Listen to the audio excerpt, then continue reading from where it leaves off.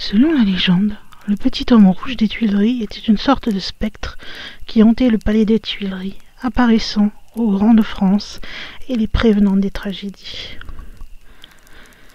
Il est d'abord apparu à Catherine de Médicis.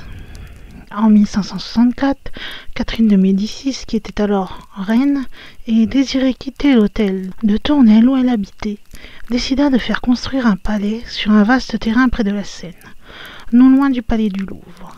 À l'emplacement choisi se trouvait déjà un hôtel particulier, une sablonnière, des fabriques de tuiles et l'abattoir de Jean l'Écorcheur, qui travaillait là avec ses deux fils.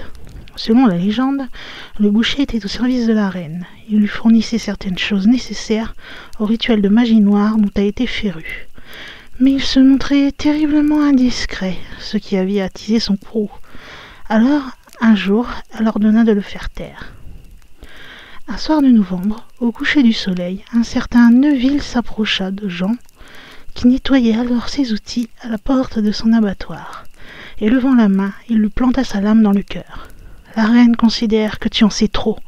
Tu dois mourir, » lui cria-t-il, alors que le boucher, trop bavard, s'effondrait lentement vers le sol.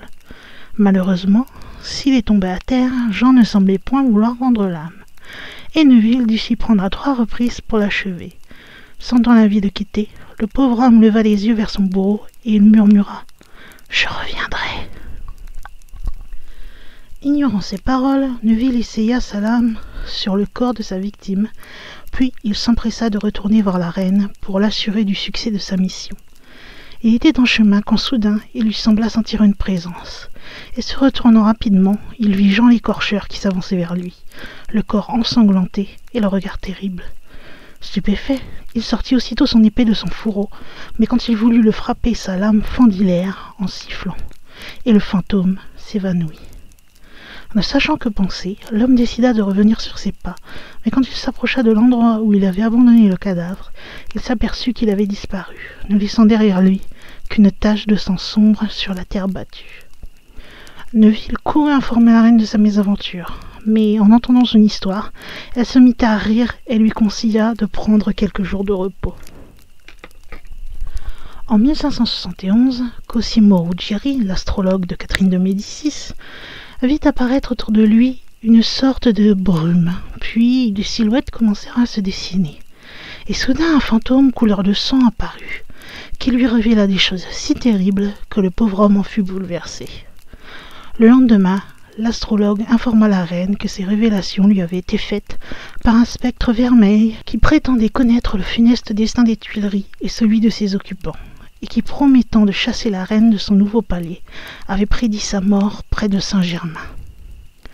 Catherine de Médicis, qui était terriblement superstitieuse et qui avait une grande confiance en son astrologue, en fut fortement perturbée, et se retirant dans ses appartements, elle demanda à rester seule.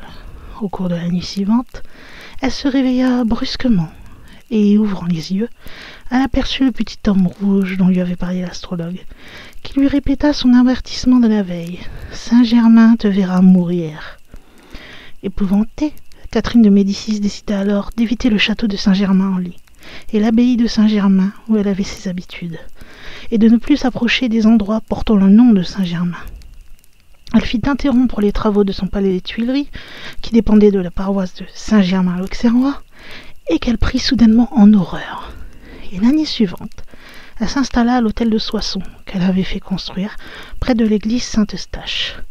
Elle prétendait qu'un petit homme rouge hantait les Tuileries, qui pouvait se rendre invisible à volonté et qui la terrifiait. Malheureusement, son départ n'empêcha en rien le fantôme de venir la visiter, et il le fit à 3 reprises, sa venue annonçant à chaque fois la mort de l'un de ses enfants. Depuis des années, Catherine de Médicis tentait de fuir son destin, mais il la rattrapa le 5 janvier 1589 au château de Blois. Sentant sa fin venir, la reine-mère avait fait appeler un prêtre. Mais quand elle voulut connaître le nom du moine bénédictin qui venait de la confesser, l'homme lui répondit « Julien de Saint-Germain ». Alors, poussant un grand cri, elle s'éteignit. Par la suite, le petit homme rouge se manifesta régulièrement, se montrant généralement au palais du Louvre ou aux Tuileries avant chaque tragédie. La nuit du 14 mai 1610, le spectre apparut à Henri IV. lequel n'y accorda que peu d'attention, mais succomba quelques heures plus tard sous les coups de couteau de Ravaillac.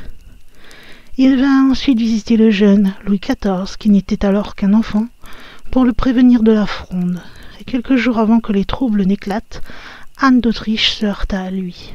Il se manifesta une nouvelle fois en 1661, la veille de la mort de Mazarin, et plusieurs témoins affirmèrent l'avoir vu le jour de la mort du roi, le 1er septembre 1715. D'autres histoires sur le petit homme rouge sont à venir.